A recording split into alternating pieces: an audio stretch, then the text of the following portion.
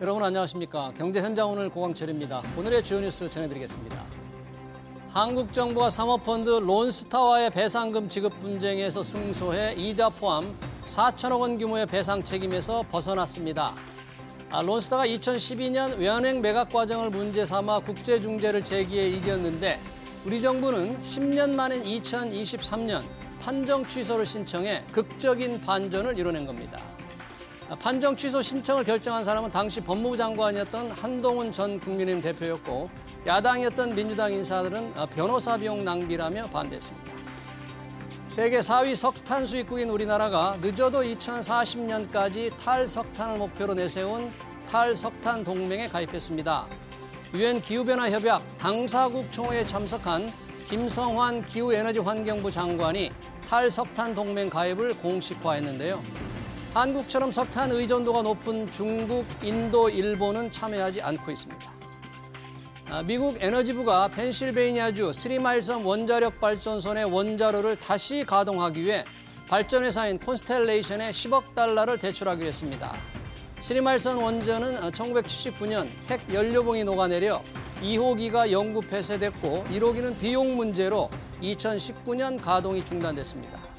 미 에너지부는 에너지 비용을 낮추고 원전 르네상스를 열기 위해 전례 없는 조치를 취하고 있다고 밝혔습니다.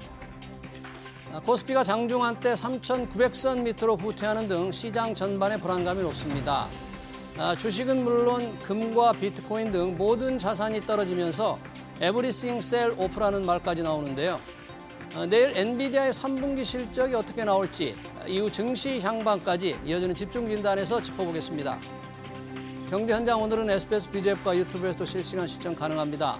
SBS BJ앱을 다운받아 시청하면 더 많은 정보와 뉴스를 볼 수 있습니다.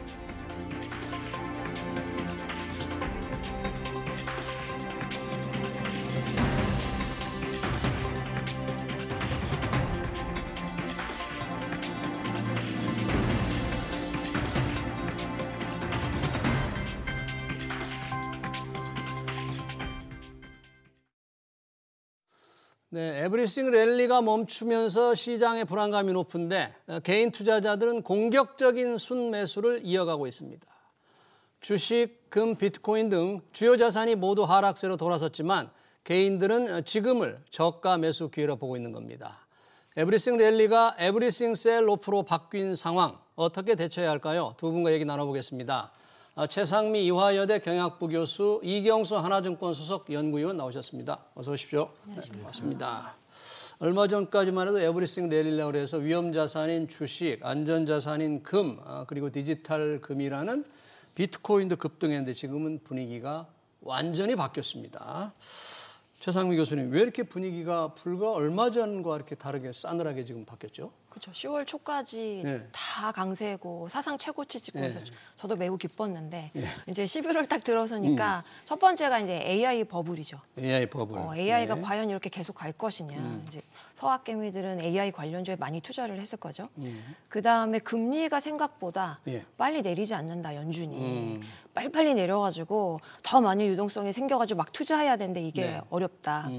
그리고 이에 따라서 달러가 지금 약세일 걸로 생각을 했는데 예. 생각보다 강세 기조로 전환이 되니까 이게 이제 국채로 자금이 몰리기 시작하면은 이제 차익 실현도 해야 되고 예. 그다음에 유동성이 줄어들 거라는 이런 걱정도 되니까 네. 사실은 이제 기존에는 저렇게 자산이 오르는데 나도 투자해야 되는 거 아니야? 이런 그러니까. 포모가 있었는데 이렇게 포모로 성장한 시장은 조금만 충격이 있어도 엄청나게 하락하게 되는 이제 이런 이제 상황을 보이거든요. 그래서 네. 이게 기대가 꺾이는 순간 이제 되돌림도 빠르게 오니까 이렇게 everything sell off 이렇게 된 게 아닌가 이렇게 네. 봅니다. 네. 그러니까요. 네. 지금 AI 버블 뭔가 연준의 금리 인하 기대감 속에서 돈이 늘어나는 유동성의 힘에다가 AI 혁신 기대감으로 쭉 올라왔는데 다 모든 자산이 올랐는데 지금 분위기가 바뀌고 있습니다만 이 분위기가 바뀐 분위기가 다시 되돌아갈지 아니면 바뀐 분위기대로 좀 싸늘하게 식은 장이 이어질지 이런 판단을 지금 하려면 역시 내일 발표되는 엔비디아 실적입니까? 그게 그 변화의 어떤 기폭제가 될 수 있을까요? 그렇죠. 일단 엔비디아 실적 자체가 투자자들의 관심사가 이제 완전 모아지고 있는 상황인데 사실 이제 미국 빅테크 실적이 2주 전에 거의 다 나왔잖아요. 예. 2주간의 이제 사실 깜깜이 실적이라는 거죠. 그리고 그 사이에 이제 뭐 셧다운 우려도 분명히 있었고요. 그래서 지금 깜깜이가 AI 이제 엔비디아 실적을 봐서 OP 마진을 확인해서 GP 마진을 확인해서 수요와 공급을 좀 확인하고 싶은데 예. 확인하지 못하는데 불안한 심리에서 뭐 여러 가지 얘기가 나오죠. 불안한데 자꾸 불안을 부추기는 말을 많이 하면 예. 더 불안하잖아요. 예. 지금 뭐 이제 구글 CEO도 그렇고 예. 계속해서 뭐 자금이 좀 부족하다라는 얘기도 많이 하는 것 같고 뭐 빅테크들이 지금 회사채 발행도 계속 늘린다면서요. 그렇습니다. 뭐 샘 알트먼도 마찬가지고 약간 좀 저는 이게 미국 그 정부한테 약간 이거를 자꾸 투자를 독려하려고 하는 예. 정부의 투자를 좀 바라는 그런 임팩트를 좀 보여지고 있어요. 그래서 네. 이런 불안감도 좀 있는 상황이고 그리고 이제 뭐 메타라든지 뭐 아마존 지금 투자 의견 중립, 뭐 예. 목표 주가를 좀 하향하는 그런 리포트도 나왔다는 거죠. 근데 아마존, 빅테크의 메타. 맞습니다. 빅테크의 그 목표 주가 하향 리포트는 참 오랜만에 보는 것 같습니다. 상당히 의미가 있는 네, 그래서 리포트였네요. 이런 불안감이 계속 좀 부각이 되고 있다. 그리고 소비자 그 인플레이션도 상당히 좀 우려스러운데 이게 이제 뭐 발표가 지난주에 발표가 됐으면 예. 뭐 어느 정도 우리가 금리에 대한 방향성을 우리가 예측할 수가 있는데 이것도 이제 계속 발표가 미뤄지고 있고 이번 주 금요일 날 이제 뭐 미시간대 이제 뭐 소비자 이제 예. 인플레이션 요게 나오고 다음 주에 이제 PPL 발표된다고 하더라고요. 그래서 이런 것들이 좀 확인이 되면 어느 정도 금리에 대한 어떤 방향성이 좀 정해지고 불확실성이 좀 해소가 될 수 있다. 일단 처음에는 이제 엔비디아 실적이 네. 지금 영업이익률이 65%가 계속 유지가 될 수 있는지 이게 가장 중요하지 않을까 네. 이렇게 생각이 듭니다. 그 중요한 엔비디아 실적 발표 시장에 다양한 전망이 있을 텐데 어떻게 지금 예상들을 하고 있어요? 지금 엔비디아 실적에 대해서는? 엔비디아 이제 젠슨상 같은 경우는 굉장히 자신감 있게 수주 물량이 쌓여 있다라고 이제 쌓여 발표를 한 상태잖아요. 어. 근데 이제 시장은 아시다시피 항상 선 반영한단 말이죠. 그래서 AI가 잘할 거다. 그중에 엔비디아는 정말 잘할 거라는 기대가 있기 때문에 예. 굉장히 그 예상을 뛰어넘는 실적을 내놔야 음. 시장이 즉시 반응을 할 것이고 예. 그냥 예상에 맞춘 이제 어닝 무조건 뭐 플러스가 나겠지만 제 생각에는 예. 그렇게 했을 경우에는 그 임팩트가 크지 않을 거다 저는 이렇게 보고 있습니다. 네, 과연 예상을 뛰어넘는 실적. 그동안 계속 예상을 뛰어넘는 실적을 내놨는데 기대치가 워낙 높아진 상태니까. 그런데 왜 최근에 엔비디아 주식을 파는 큰 손들이 많습니다. 손정희 회장 그리고 피터 틸 아주 월가의 유명한 실리콘밸리 투자자죠. 피터 틸도 팔고. 이런 거는 어떤 뭐 개인적인 사정입니까? 하나의 엔비디아 주식에 대한 뭔가 조금 글쎄요. 부정적인 시각의 반영일까요? 예, 운용사가 뭐 사고 파는 것은 뭐 어떤 그 추세가 정해졌다라기보다는 단기적인 어떤 이슈가 있을 수도 있고 사실 연말에는 어떤 펀드의 수익을 확정하려는 그런 계절성이 있기 때문에 요게 이제 뭐 완전히 엔비디아라든지 빅테크를 0%로 만들고 그거를 갖다가 채권으로 투자한다 뭐 이런 컨셉이 아니다 보니까 비중 조절에 있어서는 사실 이제 단기적인 이슈라고 보고 있고요. 진순항 지분도 뭐 계속해서 지금 뭐 $1,500 수준으로 지분 3.5%가 유지가 되고 있습니다. 예. 그런 측면에서 봤을 때는 사실은 뭐 그렇게 뭐 불안할 때 좀 전에 말씀드렸듯이 불안한 심리에 불안한 주변에 약간 불안한 매매를 하는 것들이 예. 우리한테 이제 귀에 많이 들려오는 거 아닌가 생각이 들고요. 그리고 일단은 젠슨항이 내년까지 이제 $5천억 주문이 밀려 있다 이렇게 $5천억. 얘기를 했습니다. 네. 최근에 이제 뭐 올해 평균 매출액이 분기별로 한 $500억 하거든요. 예. 그러면은 올해 이제 매출액을 $2,500로 보고 내년까지 주문을 $5천억이라고 한다면 기본적으로 플러스 알파도 있겠죠. 왜냐하면 사우디 왕세자가 이제 배역권 와가지고 네. $1조 또 $1조 투자한다고 얘기를 했기 때문에 그럼 당연히 엔비디아한테 들어갈 수가 있겠죠. 이런 주문까지 다 합치면 매출액 기준으로 물론 이제 그 제품을 만들어서 인도 시점이 뭐 내년이 아닐 수도 있겠죠. 내년, 내후년 뭐 계속 그렇죠. 뭐 포함이 되어 있겠지만 그래도 지금 이제 뭐 이제 수주가 어느 정도 이제 수주만 이제 우리가 이제 계산했을 때 매출 증가율이 100% 이상 나올 수가 있다라는 측면. 예. 물론 이제 OP 마진이 중요하겠지만은 OP 마진 그래도 내일 실적을 확인하면 될 것 같고요. 그래서 좀 저는 좀 중장기적인 어떤 성장성 측면에서는 우리가 이제 불안한 심리보다는 좀 더 믿어도 되지 않을까. 좀 그렇게 생각하고 있습니다. 그런 상황에서 지금 공격적인 순매수를 하고 있는 개인들, 지금이 저가 매수 기회다. 용감하지만 상당히 위험하기도 한데 그런 투자를 좀 상당히 미리 세안이 있다 뭐 이렇게 봐야 되는지 좀 위험하게 봐야 되는지 어떻게 봐야 될지 모르겠네요. 저희 과거 데이터를 한번 보실 필요가 있는데요. 그 어떤 한 99년, 2000년대 네. IT 버블이 있었잖아요. 네. 그때도 보면은 이제 실제 네. 그 S&P 500 같은 경우는 상승을 못하고 막 떨어졌어요.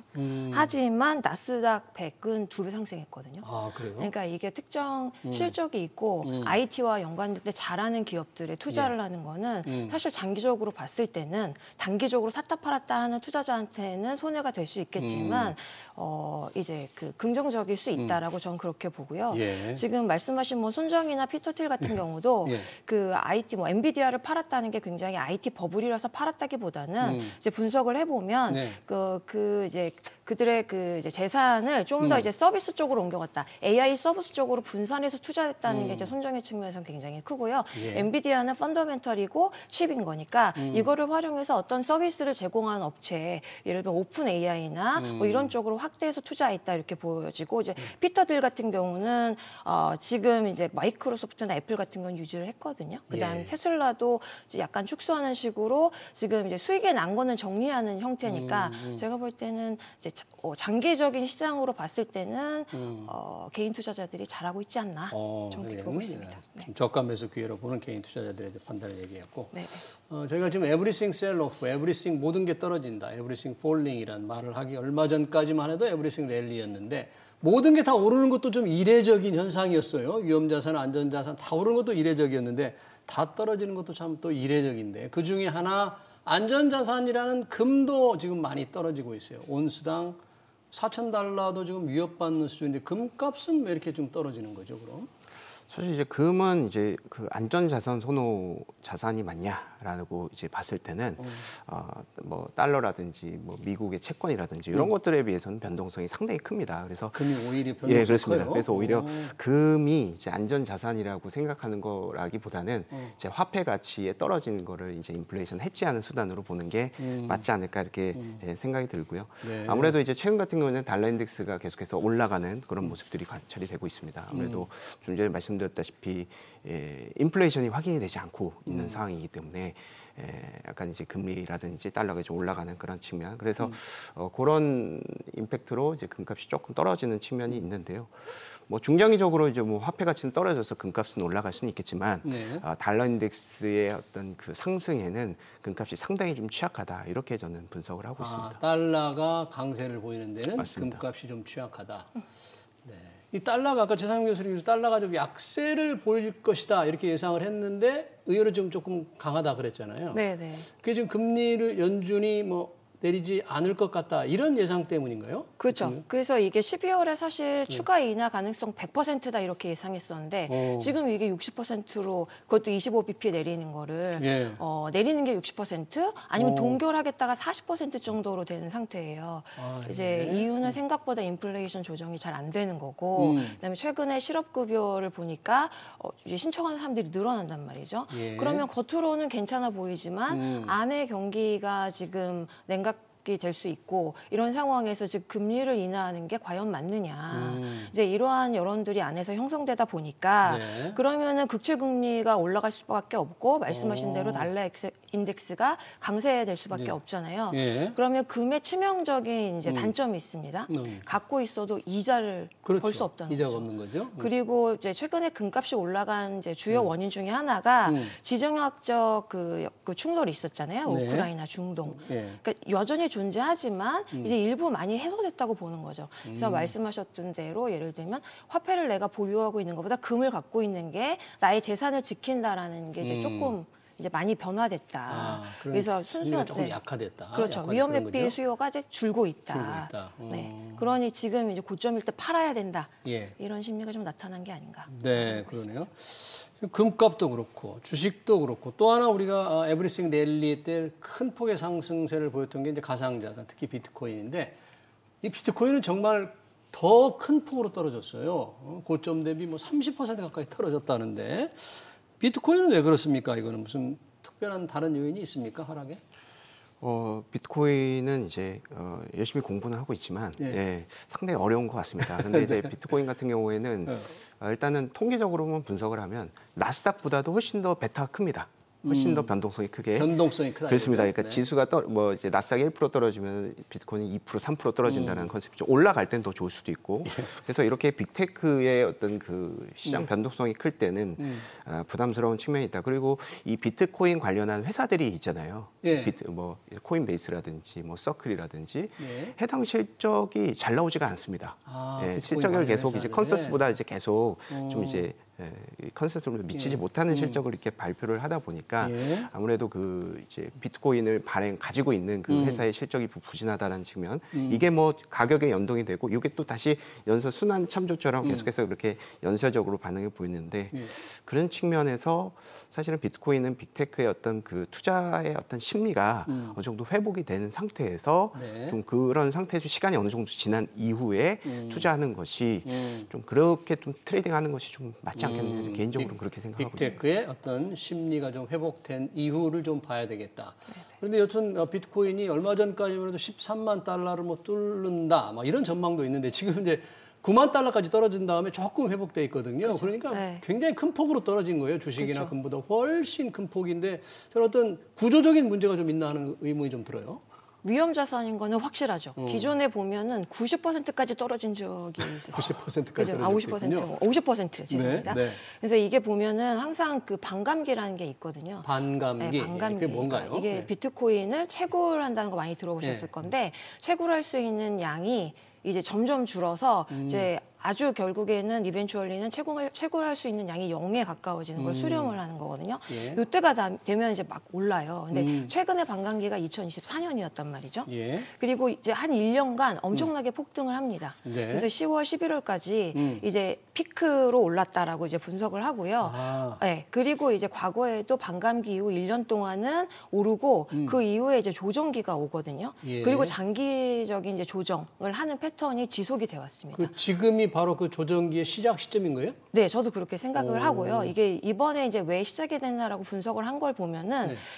다 오르는 상황에서 비트코인은 위험 자산이니까 같은 돈을 넣어도 더 많이 번단 말이죠. 예. 그러니까 레버리지 투자가 많았습니다. 네, 그리고 파생 상품도 엄청 많아요. 예. 네, 그래가지고 빚져가지고 투자를 하는 상황에서 이제 일정 손실이 나면은 바로 청산에 들어가게 됩니다. 네. 그래서 이 청산 때문에 갑자기 떨어진 확률 이유도 되게 있거든요. 예. 그래서 그 온체인상의 데이터를 쭉 보게 되면은 여기에 선물 옵션이 많이 걸려 있느냐, 예. 그다음에 알트코인도 같이 상승하느냐, 예. 이제 그다음에 이런 것들을 보면 포모냐, 예. 이게 실제 펀더멘탈 없이 막 투기적으로 과열됐느냐 이런 지표들이 있거든요. 네. 이게 이제 과열된 상태였다. 과열된 상태였다. 예, 예. 그래서 이제 여기에 연준의 금리 재조정 안 할 거다. 그다음에 AI 다 떨어진다. 신흥국이나 그러면 위험 자산에 대한 선호도가 떨어지게 됩니다. 같이 떨어지게 됐으니까 이제 이런 결과로 된 건데요. 근데 이제 과거만큼 그렇게 50% 떨어질 거냐라는 측면에서 약간 이견이 있어요. 50% 만약에 추세적으로 떨어졌던 게 반복한다면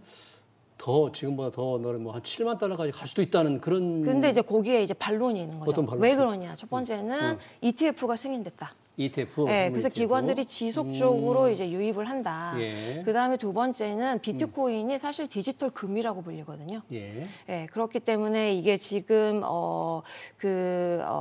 금이니까 어떻게 되겠어요? 네. 그 금하고 비슷하게, 비슷하게 갈수 있다. 움직일 수 오. 있고요. 예. 그다음에 이거 해가지고 JP 모건이 뭐라 그랬냐면 앞으로 17만 불까지 상승할 거다라는 보고서를 냈단 말이죠. 네. 이유는 뭐냐면 네. 금의 투자 총량을 보고 아. 비트코인의 투자의 총량을 봤을 때 네. 그다음에 거기에 유동성을 이제 분석을 했다 하더라도 과거에는 4배까지 갔는데 지금 2배 이하로 줄었단 말이죠. 예. 그러니까 앞으로 금과 비슷한 양까지 투자한다고 보면 예. 17방구까지 상승할 수 있을 거다라고 이제 레포트를 최근에 냈어요. 그래서 예, 기관 이런- 투자가들이 이제 자산 투자 비율을 좀 합리적으로 예상을 해본다면 그렇죠. 비트코인에 좀 많이 자산이 들어올 수 있다, 네. 투자 자산이 들어올 수 있다 그런 거네요. 그리고 또 캐시우드도 뭐라고 얘기했냐면 많이 말씀드리는데 이게 지급 결제는 스테이블 코인으로 하고 예. 그다음에 이런 디지털 금처럼 안전 자산은 예. 비트코인으로 한다. 음, 그러니 이게 데이터로 증명이 됐다. 네. 그러니 이제 과거처럼 많이 떨어지진 않을 거다라는 이제 그러네요. 분석이 있습니다. 네. 네. 뭔가 하여튼 이제 대세 어떤 반감기 이후 1년 동안 계속된 호황기 뒤에 따라오는 1년 동안의 지난 뒤에 따라오는 이제 하락기의 시작이냐 아니다. 새로운 ETF 자금이 들어오기 때문에 다시 오를 수 있느냐. 이제 비트코인 가격도 연준의 금리 이제 결정 전망에 따라서 또 많이 달라질 것 같네요. 결국은 내일 엔비디아 실적과 연준의 이제 금리 결정인데 그게 전반적인 시장 분위기를 좌우한다는데 지금 연준의 금리 결정이라는 게 인플레와 고용을 두 가지를 생각할 텐데요. 지금 통계들이 다 잘 나온 게 지금 없는 거잖아요. 고용 동향 근데 계속 안 좋다는 뉴스가 많이 나오지 않습니까? 고용은 둔화는 거의 확정이 된 것 같습니다. 예. ADP 고용을 지수를 보면 예. 기본적으로 지금 4만, 5만, 5만 예상치가 2만인데 5만 나와서 서프라이즈다 이렇게 얘기할 게 아니라 코로나 이후에 회복되는 과정에서의 ADP 민간 고용 자체가 뭐 200만, 300만 이 정도였거든요. 요게 이제 거의 뭐 100분의 1 수준까지 막 떨어지는 상황이기 때문에 지금 고용은 절대 좋다고 볼 수는 없습니다. 그래서 금리는 어찌됐건 고용 기준으로 보면 무조건 내릴 수가 있는데 문제는 말씀하셨던 것 같이 이제 물가 지수가 알 수가 없으니까 지금 셧다운 때문에 일부러 그거를 막기 위해서 셧다운을 계속 연기를 한 건지 지금 뭐 어찌됐건 인플레이션에 대한 지표를 우리가 알 수가 없습니다. 그런 것들이 일단 나오게 되면 일단 고용 안 좋은 걸 우리가 확인을 하고 그런 것들이 이제 내년 기준금리 죄송합니다. 다음 달이죠. 다음 달 12월 달에 12월 달. 기준금리에 대한 어떤 동결 가능성이 이제 높아지고 뭐 그런 상황이고 뭐 떨어지고 그런 상황이지만은 어찌됐건 지금 이제 더 중요한 거는 인플레이션이다. 그래서 셧다운 이후에 인플레이션이 다시 부각이 된다라는 그런 조그만 힌트가 나타난다고 하면 시장에선 또 한 번 또 부담이 될 수가 있는 상황인 것은 분명해 보입니다. 지금 셧다운 때문에 이제 늦어졌던 고용 지표들이 빨리 좀 발표돼 봐야지 고용 상황은 어떤지 인플레이션 어떤지 알 텐데 연준이 12월에 기준금리를 지금 동결할 확률 아까 내릴 확률이 60%라고 그랬잖아요. 근데 그게 바뀌어서 혹시 유지를 하더라도 시장은 내년을 볼 텐데 그렇죠, 뭐 설령 12월에 유지하더라도 내년이 한 몇 차례 금리 인하가 예상이 될까? 기존 금리 인하 예상 횟수가 있었을 텐데 혹시 지금 분위기가 좀 뭐 나옵니까? 횟수가 정말 말씀하신 횟수가 중요할 것 같습니다. 네네. 그래서 많이 원래 연초에는 공격적으로 인하할 거다 그런 예상이 있었는데 내년에도? 지금 아니 올해. 근데 연말에 그렇지 않으니까 지금 시장이 확 반응을 했잖아요. 그래서 내년 같은 경우도 지금 말씀하신 대로 고용 지표는 씻고 있는 중이 맞거든요. 그래서 보면 비농업의 고용률을 보면 월 2만 명대 플러스에 그치고 있단 말이죠. 그러니까 실업률도 4.3% 찍고 있습니다. 그러니까 고용은 지금 악화되고 있는 상황인데 말씀하신 인플레이션이 왜 문제냐면 관세를 많이 올렸잖아요. 그렇죠. 그러니까 물가가 오를 수밖에 없는 거죠. 그러면 고용 없이 물가가 오른다. 인플레이션이니까 이거는 사실 금리를 더 풀어서 유동성을 확장시키면 위험한 상황인 거죠. 그래서 이 부분이 지금 조정이 돼야 되는데 사실 이거는 정부랑도 논의가 돼야 되는 상황이죠. 미국 안에서도. 그래서 인하 횟수 속도에 대한 기대는 지금 많이 낮아졌다. 많이 낮아졌다. 네네. 그렇지만 내년에도 인하를 하지 않을까? 내년에도 인하를 하는데 내년에도 낮추더라도 내년 역시 횟수도 당초 올해 생각했던 것보다도 이게 만약에 좀 줄 거라 그러면 시장이 조금 부정적인 영향을 줄 수도 있겠네요. 저도 그렇게 생각합니다. 네네. 12월 연준의 금리를 결정을 하면서 내년 횟수를 어떻게 제시할지가 주목됩니다. 여러 가지 지금 변수들이 워낙 많은 상황, FOMC의 12월 금리, 엔비디아 실적, 그대로 우리 시장에도 지금 악재로 반영이 되고 있는데 참 특이합니다. 우리 시장에 외국인들 주식 계속 팔고 있는데 우리 개인 투자자들을 계속 사고 있어요. 왕성한 식욕, 특히 반도체 위주로 사고 있는데 이 개인 투자자들 아까 지금이 저가 매수 기회라고는 보지만 좀 위험하지 않습니까? 이경수 위원님 어떻게 보세요? 개인들의 저는 매수는 약간 추세성으로 좀 보고 있습니다. 추세가. 과거에 이제 코로나 이후에 한국이 지수를 레벨업을 할 때도 사실은 외인들이 국내 증시를 끌어올렸다라기보다는 개인 투자자들이 상승 기여도가 높아져서 많이 올랐거든요. 그래서 사실 기관 투자들이나 뭐 외인들 뭐 마찬가지겠지만 특정 어떤 자산군에 대한 베팅을 할 때 이것을 막 끌어올린다라는 그런 컨셉보다는 약간 보험적 자산 배분으로 이렇게 하는 측면이 있어요. 보험적인 자산 배분. 약간 이제 오르면은 사고 빠지면 팔고 이런 컨셉으로 약간 간다라는 것이죠. 그래서 사실은 저는 외인들이 국내 증시를 막 끌어올릴 거라고 생각하지는 않습니다. 근데 저는 개인들이 지금 이제 중장기적으로 너무 부동산에 이제 자금이 묶여 있었다. 네, 그렇죠. 대체로. 이것이 이제 앞으로는 이제 주식으로 흘러간다라는 그런 정부의 정책이 상당히 좀 많이 나올 것이고 미국하고 비교하기는 좀 그렇겠지만 굳이 이제 비교를 한다면 미국의 자산의 50% 이상이 이제 주식 자산인데 한국 같은 경우에는 10% 조금 넘거든요. 지수가 올랐다고 가정을 했을 때 한 10%에서 12% 정도의 주식 비중을 가지고 있는 측면이 있습니다. 그래서 부동산을 갖고 있으면 물론 갭 투자를 해놨으면 배당금 받을 수 있겠죠. 그렇지만 주식 같은 경우에는 만약에 배당 최대 세율 같은 것들을 이제 하향시켜서 낮아진다면? 전체적으로 우리의 한국의 배당 성향이 20% 30% 뭐 60%에서 40%까지 간다라고 하면 한국의 배당 수익률이 상당히 많이 올라가거든요. 지금 2%였던 이 2.1%, 2.2% 정도 됩니다. 여기에서 배당 성향이 이제 그렇게 올라가면 배당 수익률이 3%, 4%가 되는 거예요. 3, 4%. 만약에 근데 그렇지는 않겠지만 배당주를 신용 매수를 했다. 그럼 배당 수익률이 2배 올라갑니다. 네. 보통 이제 배당주는 이제 신용 매수는 안 하겠지만 그래도 극단적으로는 그렇게 될 수도 있겠죠. 그런 측면에서 봤을 때는 이런 이동이 이루어지고 있고 지금 부동산하고 주식의 어떤 1년, 3년 성과를 비교를 해보면 지금 주식이 월등하게 부동산 대비 좋습니다. 그렇죠. 이런 것들이 어떻게 보면은 내년에 어떤 그 자산, 그러니까 고액 자산건들의 어떤 그 자산 배분 측면에서 분명히 영향을 미칠 수도 있겠다라고 저는 보고 있고요. 전반적인 자산의 수익률 기대치에서 이제 점차적으로 주식에 대한 기대를 좀 높일 수 있으니까 거기에 계속 추세적으로 들어올 거다 그러는데 특히 반도체 업종에 많이 들어오는 걸 보면 아무래도 반도체 기업들 삼성전자, SK하이닉스의 내년 이익 전망이 굉장히 좀 좋은가 보죠? 어느 정도로 나오고 있습니까? 보면 이게 지금 발표한 거 하이닉스 같은 경우 25년 이제 3분기만 봐도요. 영업이익이 11.4조 원. 사상 최대고. 그다음에 전년 대비 62%나 증가했고요. 실제 반도체 관련 산업군의 영업이익을 보면은 거의 50%에 가까워요. 그러니까 다른 업종에 비해서 굉장히 영업이익이 높은 이제 그 산업에 속한다. 그리고 보면 HBM4나 뭐 DRAM 이제 출하 같은 경우 이제 20% 이상 시장이 성장할 거로 글로벌 시장이 성장할 거로 이제 분석이 되고 있고요. HBM 시장도 연 이제 30% 이상 성장할 거라고 분석이 되거든요.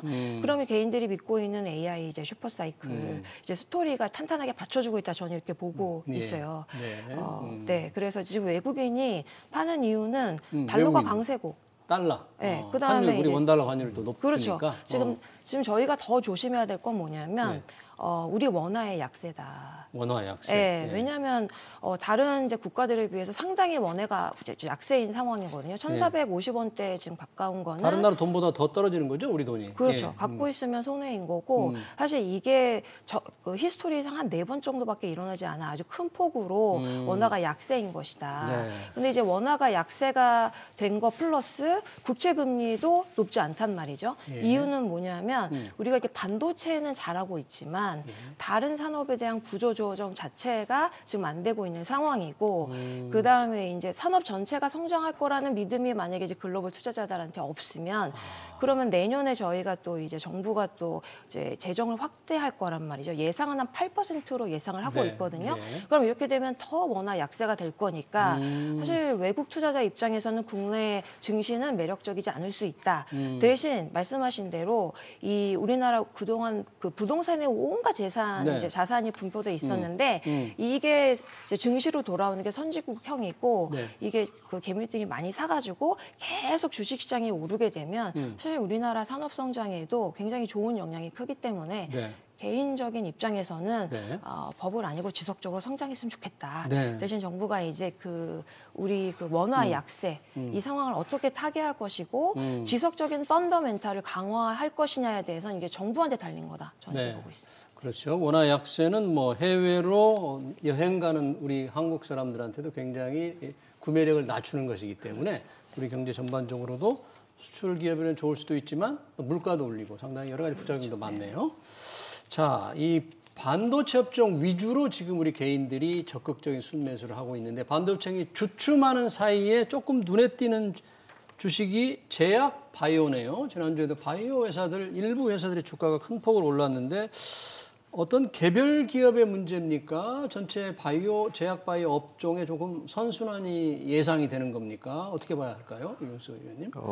저는 약간 그 베타와 그 알파의 관계가 있지 않나 이렇게 생각이 듭니다. 무슨 아무래도 뜻이죠? 네. 좀 이제 지수가 어느 정도 올라간 상태에서 반도체는 여러 가지 이제 빅테크에 대한 어떤 이슈에 좀 묶여 있고 그런 사이에 이제 지수의 갭을 메꿀 수 있는 것은 이제 알파 전략. 그러니까 이제 대형주보다는 중소형주의 어떤 강세가 나타나는 전형적인 어떤 현상인데 예. 그런 측면에서 제약바이오 같은 경우에는 사실은 이제 엄청 뭐 사이클화된 산업도 아니고 상당히 안정적으로 내년 이익 증가율도 한 30% 40% 정도 올라가 있습니다. 이익 증가율 예상치가 예. 30, 40%. 근데 시장 자체가 55%예요. 근데 시장보다는 그렇게 높지는 않은 거죠. 근데 물론 제약바이오를 내년 뭐 실적을 얘기하기보다는 중장기 수주라든지 여러 가지 이제 뭐 기술권 이전 계약 이런 것들이 더 중요한 컨셉이기 때문에 네. 사실 그 수주도 상당히 많이 늘어난다라고는 합니다. 네. 그렇지만 사실은 이제 제가 말씀드리고 싶은 것은 반도체가 꺾이고 있는 그런 상황에서 제약바이오가 강세에는 한계가 있다라는 얘기죠. 왜냐하면 내년 실적에 대한 전망치가 거의 내년 이익이 상연 조정이 되는 거의 95%가 삼성전자, SK하이닉스거든요. 네, 그렇군요. 그것 때문에 올랐는데 제약바이오가 더 오른다. 네. 이거는 약간 좀 어불성설이 아닌가 이렇게 생각합니다. 급제동 걸린 에브리싱 랠리 그리고 엔비디아 실적 전망까지 관련 토론 여기서 마쳐야 될 것 같습니다. 지금까지 최상미 이화여대 경영학부 교수 이경수 하나증권 수석 연구위원이었습니다. 두 분 고맙습니다.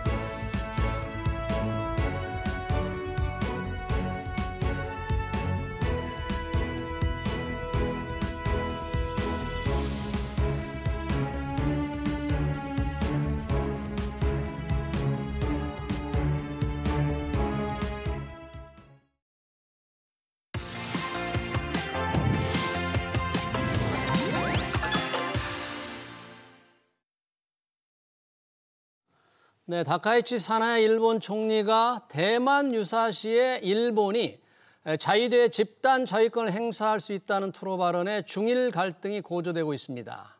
일본 외무성 국장이 베이징으로 날아갔지만 중국은 일본 여행 자제령에 이어서 일본 영화 개봉까지 연기하면서 파장이 커지고 있습니다. 국내 관광업계는 반사이익을 기대하지만 불똥이 튈 수도 있죠. 고조되는 중일 갈등, 최은미 아산정책연구원 연구위원 모시고 얘기 들어보겠습니다. 의원님 어서 오세요. 안녕하세요. 네, 이후 중일이 조금 붙었습니다. 다카이치 사나야 일본 총리가 뭐 대만 유사시 개입, 이 대만 문제 중국으로서는 절대 양보할 수 없는 문제에 대해서 신경을 건드리는 발언을 했는데 어떤 얘기였습니까? 사나야 총리, 다카이치 총리. 이번 달 7일이었고요. 국회 답변 과정에서 나왔던 얘기였는데요. 예. 중국이 대만 해협에 무력 사용을 한다라고 하면 이것이 일본의 존립 위기 사태가 될 수 있다. 그렇게 생각한다라는 발언이었고요. 네.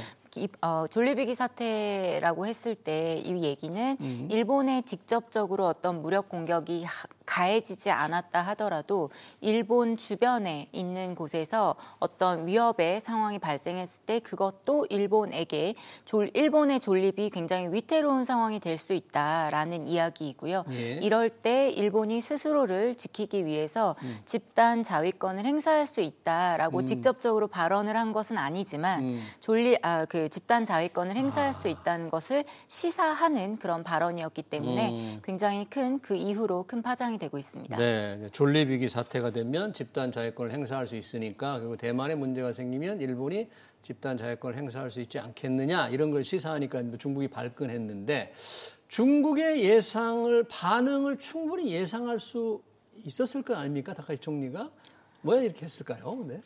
우선 이 발언이 나온 다음에 뭐 웸성과 조율되지 않은 발언이었다라는 어떤 보도들도 있기도 했고요.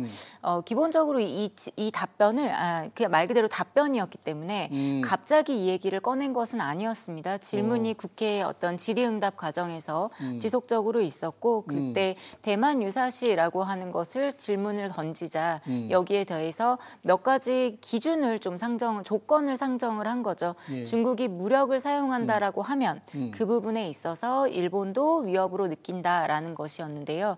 여기에 대해서 지금까지 다카이치 내각에서 하고 있는 얘기는 기존의 일본 정부가 취하던 태도와는 다르지 않다라는 이야기를 하고는 있습니다만 예. 기본적으로 일본의 현직 총리가 이렇게 발언을 한 것은 처음이었기 때문에 굉장히 큰 파장이 되고 있다고 볼 수 있을 것 같습니다. 네, 그러니까 의회 답변이니까 사전에 준비가 됐을 거라고요. 많은 답변 준비를 우리 행정부도 국회 감사를 준비를 철저히 해서 하잖아요. 이 발언이 어떤 영향을 미칠 것인가, 그럴 경우 우리는 어떻게 대처할 것인가 나름 준비를 했을 텐데 지금 뭐 중국과 일본은 센가쿠 열도를 둘러싸고 이제 영토 분쟁을 지속해오고 있는데 결국 이런 데서 새로 자기가 총리로 취임해서 중국의 이제 이 패권 경쟁에서 우리가 더 이상 밀리지 않겠다. 뭐 이런 의지를 조금 한번 보여준 걸까요? 그런 부분도 분명히 있다라고 보는데요. 무엇보다도 중국에게 할 말은 한다라고 하는 게 굉장히 좀 컸을 것 같고요. 예. 기본적으로 그 다카이치 총리는 일본의 그 자민당 내에서도 굉장히 자민당의 스펙트럼이 굉장히 넓은데 보수 우파에 해당을 하는 정치인이고 예. 그 강경 보수 우파들의 생각이 그대로 반영이 되었다라고 볼 수 있을 것 같습니다. 네.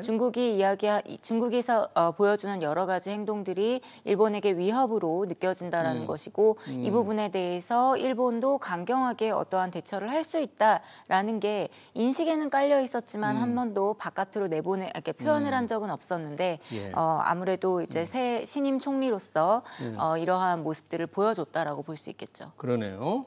자, 이 중국의 반응이 즉각적이고 역시 예상했던 대로 강도가 높았습니다. 외교관의 발언도 있었고요. 또 뭐 오키나와가 원래 중국 땅이라는 발언까지 나오고 중국의 지금 대응이 어떻게 지금 나오고 있습니까? 네, 처음에는 사실은 그 주 오사카 총영사였죠. 중국 총영사가 굉장히 입에 담기도 어려울 정도의 그러니까요. 아주 자극적인 표현을 썼죠. 네, 굉장히 좀 심한 표현들을 썼고요. 이후에 그 본인의 SNS 계정에 올렸다가 삭제한 것으로는 이야기를 하기는 합니다만 예. 여기에 대해서 중국 정부에서는 개인의 어떤 그 의사였고 여기에 대한 어떤 사과 표명 같은 거는 하지는 않았습니다. 그런데 그 이후에 보여지는 모습들이 점점 더 이제 수위가 좀 강해지고 있는 거죠. 처음에는 개인 차원의 어떤 불만, 위협을 이야기를 했다면 그 다음에는 정부 차원에서 공식적인 항의가 있었고 이제 점점 이제 말씀하신 것처럼 문화나 경제적인 부분까지도 파급 효과가 일어나고 있는데요. 예. 당장 중국에서 개봉 예정이었던 영화들도 상영이 좀 연기가 됐거나 애니메이션, 네, 짱구는 못 말려도 그렇고 그렇죠. 예. 원래 다 정해져 있었던 거죠? 네, 정해져 있었고 상영하기로 되어 있었던 게 이제 무기한 연기가 되거나 이러한 상황들이 좀 벌어지고 있고 예. 유학생들 그리고 여행에 대해서도 좀 자제해라라는 이야기들도 하고 있고 일본 여행 자제하면 일본의 타격이 굉장히 크잖아요. 일본 해외 여행객 중에서 제일 많이 가는 게 중국 사람들이잖아요. 네, 한국인들과 중국인들이 상당히 많이 가고 있죠. 지리적으로 가깝기도 하고 예. 여러 가지 이유로 많은 사람들이 방문을 하고 있는데요. 예. 뭐 기본적으로 일본 경제 전체에서 관광 산업이 아주 큰 비중을 차지한다라고 보긴 어렵지만 그렇다고 해서 관광 산업을 무시할 수 있는 정도는 아니기 때문에 예. 어찌됐건 이렇게 양국 간의 부정적인 기류로 인해서 인적 교류가 좀 중단이 되고 예. 여기로 인해서 경제적인 파급 효과가 커진다라고 하면 일본 내에서도 불만의 목소리가 커질 것이라고 생각합니다. 그러네요. 지금 일본은 현재 관광객이 워낙 많이 들어오기 때문에 이 부분에 신경을 많이 쓰고 있는데 일본 여행 자제령이 실제 여행 축소로 지금 나타나고 있지 않겠어요? 현실적으로 좀 나타나고 있을 텐데 장기화되면 이제 상당히 큰 문제가 되는데 수산물 수입 중단 조치를 다시 지금 취했다는 뉴스도 들어왔네요. 네, 오늘 조금 전에 예. 이제 이런 속보로 나왔는데요. 예. 중국에서 원래 2023년도에 우리 일본의 후쿠시마 오염수 방류되면서 수산물 수입을 전면 금지를 했다가 예. 조금씩 풀었었죠. 그리고 올해 6월 정도에 이제 부분 완화를 했었는데 다시 이제 수입 중단을 하게 되는 그런 예. 상황이 펼쳐지게 되었습니다. 오. 일본으로 있어서는 할 수 있는 최대한의 많은 어떤 그 보복 카드라고 해야 될까요? 쓸 수 예. 있는 카드들을 거의 다 쓰고 있다라고 볼 수 있을 것 같은데요. 예. 문화, 경제 그리고 정말 이 부분이 양국 간의 수입, 수출까지 직접적으로 영향을 미치면서 점진적으로는 아마 일본 내에서 이러한 그 중국 문제, 특히 중국과 대만 사이에 있는 양안 문제라고 하죠. 예. 대만 문제에 대해서 함부로 거론하지 말아라라고 하는 의미도 가지고 있을 것이라고 유추해 볼 수 있을 것 같습니다. 그런가요? 지금 여행 자제령 그리고 일본 영화 개봉을 늦추고 수산물 수입 금지까지 다시 한다면 2010년 초죠. 센가쿠 열도 분쟁이 있었을 때 당시는 좀 어땠습니까? 당시 상황을 한번 생각해 보면 지금 현재 갈등이 쉽게 가라앉지 않으면 또 똑같이 그런 상황이 벌어질 것 같은데 2010년 센가쿠 열동 분쟁 때 어땠죠? 네, 2010년도에도 네. 사실 2010년, 2012년에서 중일 간의 갈등이 정말 최고조에 네. 달했다라고 볼 수 있을 정도였는데요. 예. 근데 그때 당시를 좀 생각을 해보면 뭐랄까요, 이제 중국과 일본에서는 자민당 정부가 아니라 당시에는 민주당 정부였습니다. 예. 그때 처음으로 일본의 여야가 이렇게 바뀌었던 시기가 있었죠. 네. 민주당 정부 때 센카쿠 열도 문제가 이제 생기면서 중국에서는 히토류 규제를 하고 굉장히 좀 심각했던 상황이었는데 이후에 또 정권이 바뀌게 되고 어떤 활로를 모색해 보려고 했던 모습들이 보였는데요. 지금 같은 경우에는 정권이 바뀐 이후에 직후에 이렇게 일어난 문제이기 그러니까요. 때문에 네. 당시와는 상황이 조금 정치적으로는 다를 수 있다라고 여겨지고요. 예. 아마도 다카이치 총리에게 주어진 외교적인 어떤 첫 번째 아주 네. 큰 과제가 되지 않을까 네. 그렇게 생각합니다. 경주 G20 회의에서도 서로 악수를 나누고 뭔가 다카이치 총리 취임 이후에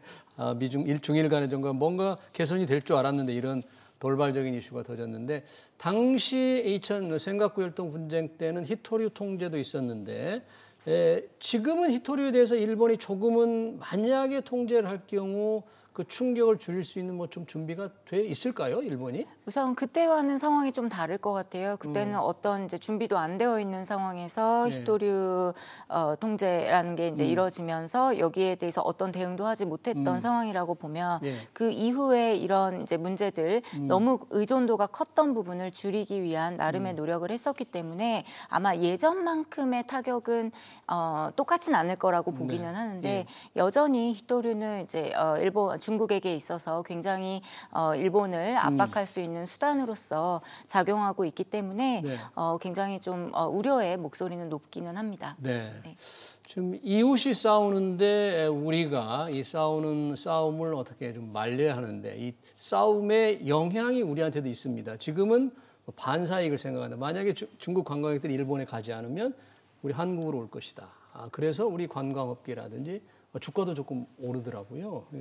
반사이익 좀 기대할 수 있나요, 우리가? 단기적으로는 그럴 수 있을 거라는 생각도 드는데요. 예. 이걸 좀 중장기적으로 놓고 봤을 때는 예. 저는 반사이익보다는 주변국들이 굉장히 관계가 안 좋을 때 좋아지면, 그로 인한 악영향이 우리한테까지 미칠 수도 있을 것 같습니다. 그래요? 뭐 어떻게 해요? 예를 들면 중일 갈등 속에서 뭐 당장 대만 유사 사태가 발생한다고 보기는 어렵겠습니다만 어떠한 그 정말 우리가 관여하지 않을 수밖에 없는 어떤 상황이 벌어진다라고 했을 때 중국에서 우리가 일본과 입장을 같이 할 경우에 중국에서 한국에게 어떤 보이지 않는 압박들이 있을 수도 있을 것 같고요.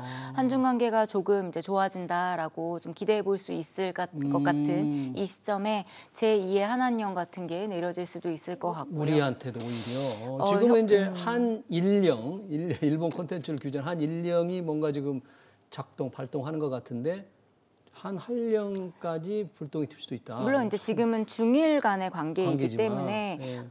이 부분이 바로 우리에게 직접적인 영향이 있는 것은 아니지만 네. 결국에 핵심이 되는 거는 대만 유사 사태를 어떻게 바라보느냐에 대한 것이고 이 대만 유사 사태에 대해서 주변국도 일본을 제외한 다른 나라들도 대만 유사 사태를 중국의 핵심 이익이니 함부로 건드리지 말아라라고 하는 어떤 강경한 시그널을 보이고 있는 거기 때문에요. 네. 한국한테도 어떤 좀 뭐랄까요, 좀 미리 예고를 한다고도 볼 수 있을 것 같습니다. 그러네요. 그러니까 중일 갈등이 우리가 웃기보다는 오히려 그 불똥이 우리에 튀지 않도록 리스크 관리에 조금 신경을 더 써야 되겠네요. 우리도 남이 싸우는 게 혹시 네. 우리한테 영향 올 수도 있으니까요. 그러면 양국이 지금은 서로 갈등이 고조되고 있는데 서로 뭔가 이 정면 대결은 피하고 싶을 것 아닙니까? 일본 외무성 국장이 베이징에 날아갔는데 그때 공개된 사진을 보니까 중국 관료가 굉장히 화가 난 듯한 표정으로 있더라고요. 그걸 보셨죠?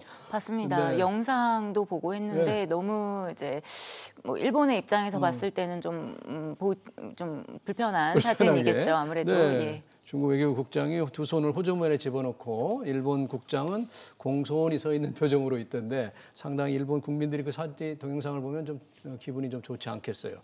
그런데 이런 상황을 피하기 위해서는 보통에 이제 양국 외교부 국장들이 정식으로 공식적으로 만나는 것도 필요하지만 뭔가 네트워크를 동원해야 되잖아요. 일본 내각의 중국 갈등을 좀 해소할 수 있는 그런 좀 인물이 있습니까 지금? 현재 상황에서는 지금 이 사안은 사실 굉장히 심각한 사안이기 때문에 중국의 입장에서 봤을 땐 굉장히 심각하기 때문에 개인 네트워크로 움직이기에는 쉽지 않을 것 같다라는 생각도 들고요. 예. 당장 이제 조금 기대해 볼 수 있었던 거는 지금 예정되어 있는 G20 같은 경우에 G20, 예, G20에서 이제 중국과 일본의 정상회담은 없다라고 중국에서 이제 뭐 못 받기도 했고 이러한 부분들이 조금 이제 좀 더 나아가기 어렵게 만드는 부분인데요. 예. 결과적으로는 다카이치 외교가 어떤 부분이냐를 좀 생각해보게 하는 부분일 것 같습니다. 할 말은 하면서도 잘 지낼 수 있는가 이게 굉장히 가능한 일인가를 보여주는 어떤 사례가 될 수 있을 것 같습니다. 이번에 G20 총회에 다카이치 총리는 가고 중국에서 리창 총리가 가는데 회담은 현재로서는 이제 중국에서 안 할 것 같다 그런 얘기인 거죠. 네. 그러면 중국은 끝까지 일본을 압박하면서 다카이치 총리의 발언을 좀 취소하라고 할 텐데 다카이치 총리로서 발언은 취소는 좀 어렵겠죠. 취소하지 않겠다라고 했고 않겠다. 그 질문도 이제 철회하시겠냐 이렇게 질문을 했는데 철회하지 않겠다라는 이야기를 하기도 했고요. 예. 종래에 기존까지 일본에서 중국에게 보였던 입장과 다르지 않다라는 얘기인데 네. 그 지금 상황이 이렇게 되다 보니까 철회하는 거는 더 어려울 것 어렵고. 같아요. 네. 또 중국에서 계속 압박을 하고 있고 뭐 다카이치 총리 입장에서는 여태까지 그러니까 여기 전제 조건이 붙었으니까요. 예. 만약에 중국에서 무력 행사를 한다라고 하면 이게 일본의 존립위기 사태이다라고 이야기를 했기 때문에 네. 이 부분이 다르지는 않은데 다만 이제 이 대만 문제가 얼마나 중국과 그리고 주변 국가의 관계에 있어서 중요한 문제인가를 보여주는 네. 매우 단적인 이번에 그 사례이지 않았나 그렇게 네. 생각합니다. 네, 이 중일 간의 갈등이 우리한테 불똥이 튀지 않도록 리스크 관리가 또 하나의 우리한테 과제로 남았습니다. 중일 갈등 관련 얘기 잘 들었습니다. 지금까지 최은미 아산정책연구원 연구위원이었습니다. 위원님 고맙습니다. 감사합니다.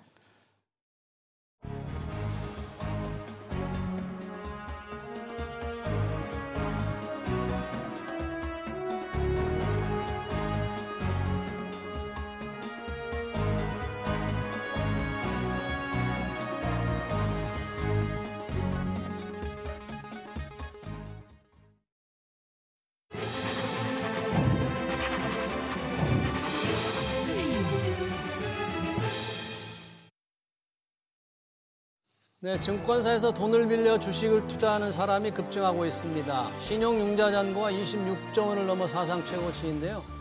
증권사들이 반도체 업종 위주로 낙관적인 전망을 쏟아내면서 비투가 급증한 겁니다. 최근 시장 분위기는 싸늘하게 식었습니다. Everything Sell Off로 바뀌었죠. 시장은 다시 좋아질 수 있습니다. 비투도 큰 수익을 낼 수 있겠죠. 하지만 그 사이에 반대 매매를 당할 수도 있고 높은 변동성 탓에 가슴 졸이는 날이 많을 겁니다. 공격적 비투는 재앙을 부릅니다. SBS 경제 현장 오늘 여기서 마치겠습니다. 시청해주신 여러분 고맙습니다.